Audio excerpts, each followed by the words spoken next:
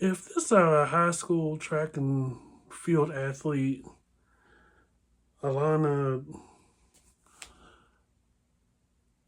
wants to get us, the rest of us, to believe that striking the other girl in the head with the baton was an accident and that we should think of her mental anguish over the victim's anguish, I have a moat I want to sell you.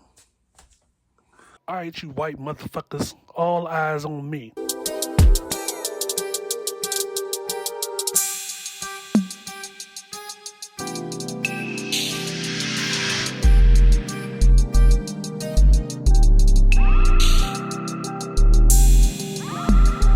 This is the I Refuse podcast. This is Miss Fox, the I Refuse podcast. I'm back. I was this close to minding my African American business. But since earlier this week, y'all have been sucking me back in. 0 days since nonsense. After producing and releasing Monday's episode on the I Refuse podcast, wherever you get your podcasts, season 6 available everywhere, I kept hearing this story of these two high school track and field athletes, one hitting the other in the head with the baton, and it looked intentional. And I was like, what the fuck is everybody talking about? Then I went to YouTube. It was already on the news. Pulled up the story and I looked and I was like,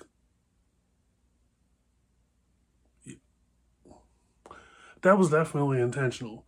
So for those of y'all that have been living under a rock the past 72 hours, there was a meet, when, the runners and stuff run around the track.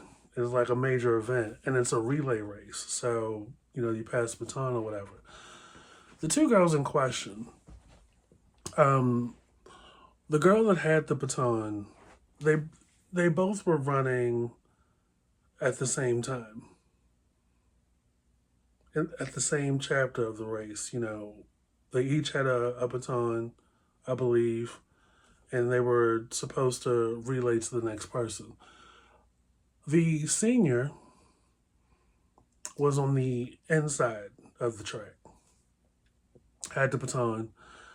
When the junior, the other girl, was about to pass her, as he was passing her, she literally went like this to the girl's head. And the parents of the girl that got struck were in the audience. And of course, this particular news channel had the interview or whatever with them. And it was the girl in the middle and her mom and dad on the couch and everything. And they recalled what they saw. And they were waiting on the school, waiting to hear from the parents of the other girl, all this other stuff. And I'm sitting there like, why are we waiting? I understand in the moment at the event, you want to keep it classy. First thought in my mind is, let's rush the track and return the favor on this girl that struck my child in the head. But, we've been getting a bad rap with the parents coming to the events and getting all up in the referee's face and getting up in the other parent's face like this is NBA level. You ain't even playing, but you've seen the videos or whatever, right? So I understand you want to keep it classy. But it had been a couple days, probably a week or so, and you still waiting. Pull up. Pull up. Because I believe this event happened on school property. And if I was the liable party, the school, the administration, the state, and a crime happened on my property, I definitely would not have waited until the victim and her parents got on the news. Like, at some point, this politically correct statement bullshit goes out the window. She gave that girl a concussion. All because she. All because the girl was getting dusted. She decided she wanted to hit the other girl in the head with the baton and then tried to play in our face and say it was an accident. But it gets better. It gets better. By the time I turned around again,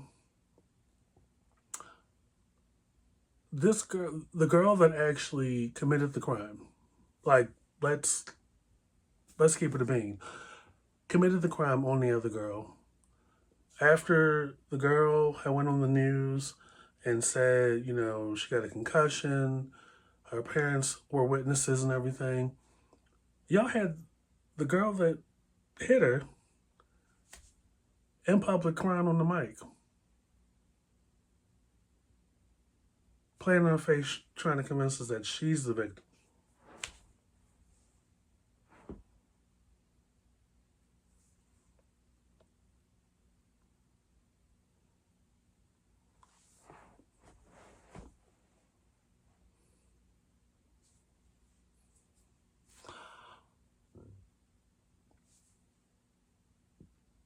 See, this is where we differ, right?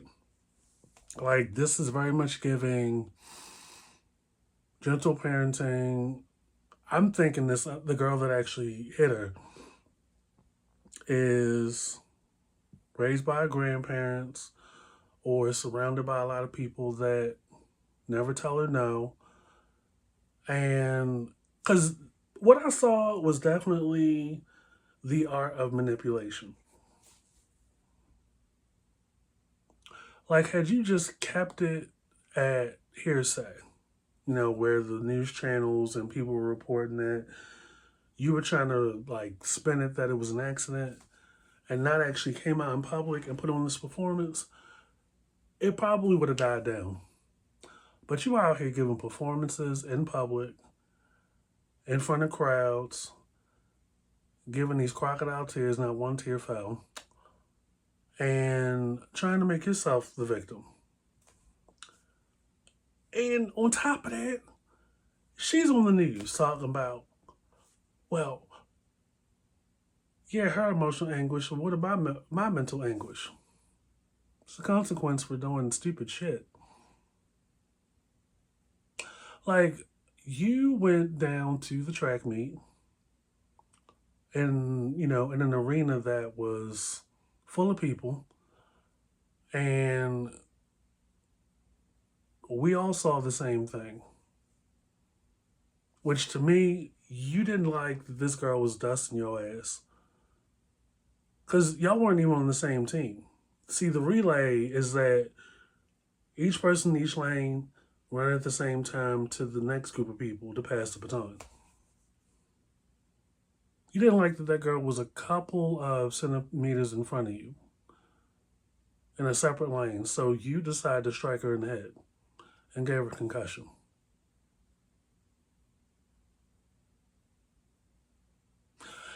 And the gag is, you're not that bad. Like, I've read that you are pretty good at this track meet thing. So what was it about this particular meet? This particular day, I'm talking to the perpetrator. Um, that in your mind you were like, you know what, this will be the day. This is the day that I will risk it all. That I will crash out and not only stop there, but really drive this accident, I'm the victim narrative home. at the end of the day, you still got charged. And you got to think, like, I don't know if the pressure was getting to her. Once again, I'm trying to see it from other people's perspective. Maybe the pressure got to her. You know, you're a senior in high school. This is what, around midterms. Um,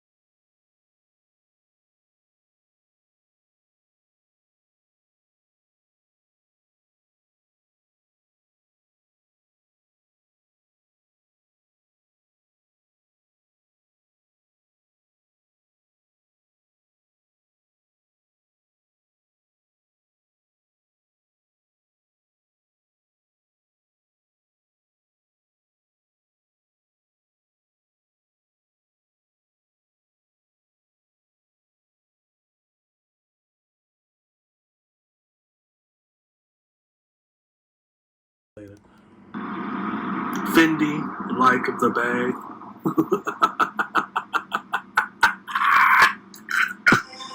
This is the eye